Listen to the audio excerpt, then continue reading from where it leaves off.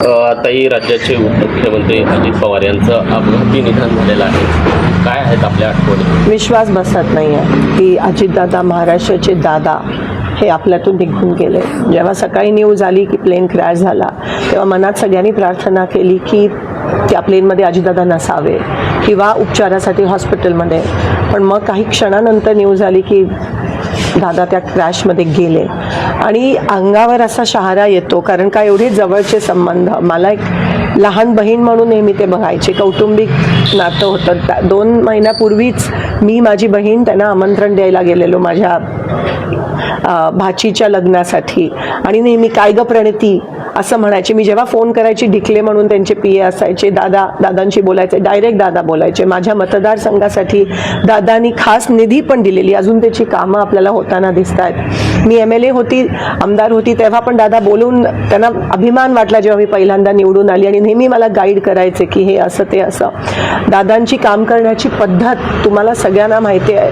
अशी काम करण्याची पद्धत कोणाचीच नाही आहे आजपर्यंत महाराष्ट्रात. डायरेक्ट अधिकाऱ्यांना फोन करणं, डायरेक्ट कार्यकर्त्यांची कामं करणं. कुठेही किती लांब उभा असला तरी बोलवायला हाक मारून बोलवायचे आणि प्रत्येक कार्यकर्त्याच्या मनात, हृदयात दादांनी एक जागा बनवली होती. आज कोणत्याही पक्षाचा असला तरी आज त्याच्या डोळ्यात अश्रू आलेत की दादा महाराष्ट्राचा अजितदादा नाही आहे. 2-3 महिन्यापासून दादा दिल खुलास बिनधास्त म्हणजे जगत होते. जिल्हा परिषद इलेक्शन्स आहेत. दादा एक वेळेसाठी खूप पर्टिक्युलर होते. जर 9ला मीटिंग असायची तर 9ला 10 मिनिटं असताना ते तिथे उपस्थित असायचे आणि सारखं एकदम हेक्टिक लाईफस्टाईल. ते ज्या विमानातून गेले, आज त्यांचा तो क्रॅश झाला आणि ते पण बारामतीमध्ये स्वतःच्या गावात क्रॅश होणं, ह्याच्यापेक्षा धक्कादायक काय न्यूज असू शकते. ते विमान, त्याच विमानातून ते सोलापूरला अनेकदा आले. ते त्यांचं नेहमीचं सॉलिड विमान होतं VSR. विमान क्रॅश होणं हे खूप शॉकिंग आहे. चॉपर तरी मी समजू शकते, पण विमान लँडिंगच्या वेळेस क्रॅश होणं नेमकं काय झालं हे कोणालाच माहीत नाही आहे आणि दादा आज आपल्यात नाही आहेत. कुठेतरी आपण पाहतोय की तुम्ही त्यांच्यासोबत मंत्रिमंडळात पण काम केलेलं आहे आमदार म्हणून. काय त्यांच्या आठवणी? मी पहिल्यांदा आमदार झाली 2009 मध्ये. तेव्हा दादा बघितलं मला विधानसभेत आणि अभिमान वाटला त्यांना. तेव्हा आम्ही सगळे एकत्र होतो आणि तेव्हा दादांचं स्वप्न अनेक वर्षाचं मुख्यमंत्री बनायचं. पण कधी कधी ना मुख्यमंत्र्यांकडे कमी आणि दादांकडे आम्ही जास्त जायचो आणि हक्काने ते बोलवायचे, बसवायचे, काम निधी द्यायचे प्रत्येकाला, कार्यकर्ता असेल, आमदार असेल. आणि दादांची काम करण्याची पद्धत मला माहिती आहे. बोरामणी एअरपोर्टसाठी जेव्हा मी त्यांच्याकडे सकाळीची वेळ दिलेली, आज फोन केला तर म्हणायचे उद्या ये तू, आपण करूयात. आणि मी उद्या सकाळी दुसऱ्या दिवशी पोचायची. डायरेक्ट बोरामणी एअरपोर्टसाठी फोन करून हे 20 कोटी बोरामणी एअरपोर्टसाठी दे, सँक्शन करायचे आणि दुसऱ्या दिवशी त्याचं GR निघायचं.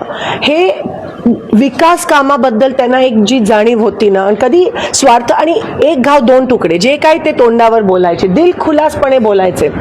एकाला जर एकाचं काम करायचं असेल, कोणत्याही पक्षात असते तर ते दादा काम करायचे आणि ह्याच्यामुळे त्यांच्यावर टीका पण अनेकदा पण झाली. पण दादांना त्याची पर्वा नसायची.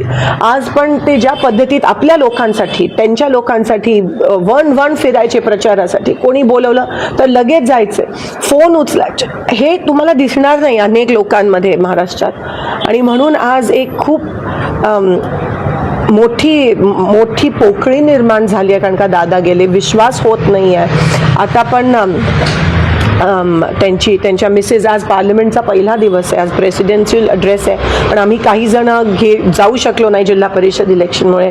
तिथून त्या निघाल्यात आणि पवार साहेब पण मला असं वाटतं तिथून दिल्लीवरून निघालेत. सुप्रियाताई आहेत आणि पुण्यात लँड होऊन मग बारामतीला बाय रोड येणार, कारण का बारामती एअरस्पेस बंद आहे. पण मला विश्वास होत नाही. आणि ते त्यांचं विमान म्हणजे जे आपण म्हणतो की ट्विन इंजिन असायला पाहिजे, सॉलिड, ते त्या बाबतीत पर्टिक्युलर होते. आणि क्रॅश होणं बारामतीत स्वतःच्या गावात